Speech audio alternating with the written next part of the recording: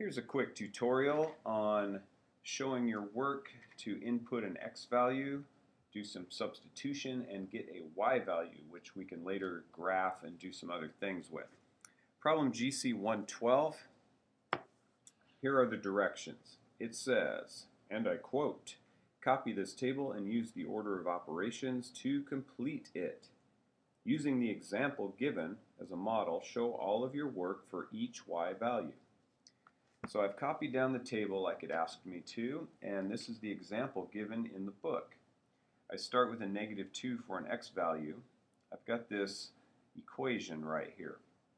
What I need to do is substitute the -2 everywhere I see an X, and then perform the calculations to arrive at the Y value, and then put the Y value over here on the far right.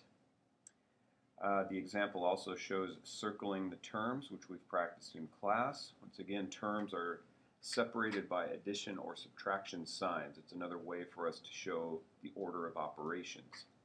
So since we have this example to look at, let's just do the same exact thing, but use -1 instead of -2.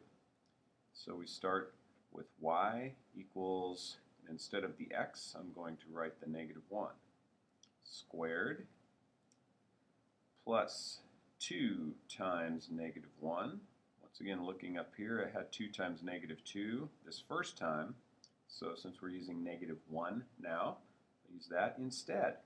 And of course the 1, that's a constant. That stays the same. It's always 1, no matter what x turns into. I'm going to circle the terms just like in the example. That's why examples are great. All you need to do is basically do the same thing. Now I'm going to do the work inside each circle. -1 times -1 is 1. Remember, 2 negatives equals a positive when multiplying. Then 2 -1s is -2.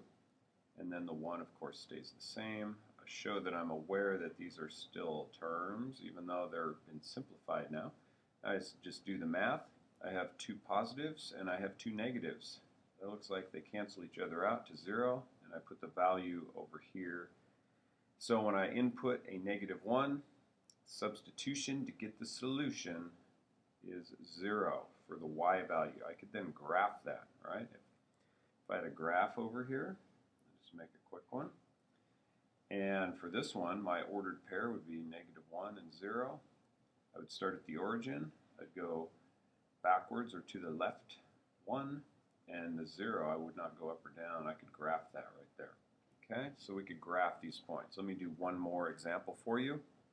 The book wants you to perform this operation with a 0. Y equals 0 squared and 2 times 0 plus 1. Why didn't I change the 1? Well, that's a constant, right? That does not change. Has nothing to do with the x value, which did change. So all I do is look for the x in the original equation, and I put the 0 in there, substitute. When I have nothing and I multiply it by nothing, hopefully my answer is still nothing. If I have no 2's, that means I have nothing, and I have the 1 there. I can circle the terms, just to show that I'm aware that there are still terms here, right? We can practice circling the terms even if it seems like this is something real easy you can just do mentally. Okay, it's good to practice all the time. That gives us a 1. So I'm going to come over here to the Y value, put a 1 in, bring my lines down. There we go. How about one more example? Does that sound like fun? It does to me, because once I do an example and I repeat it a couple times with something else, I notice that it gets easier and easier every time. So we have one more example, and I have room on my page to fit that in. Y equals, this time it's 1 squared, because that's where the x was, plus 2 times x. X is 1 now, and the 1 is a constant. That stays the same. Circle the terms. Do the work. 1 times 1 is 1. 2 times 1 is 2.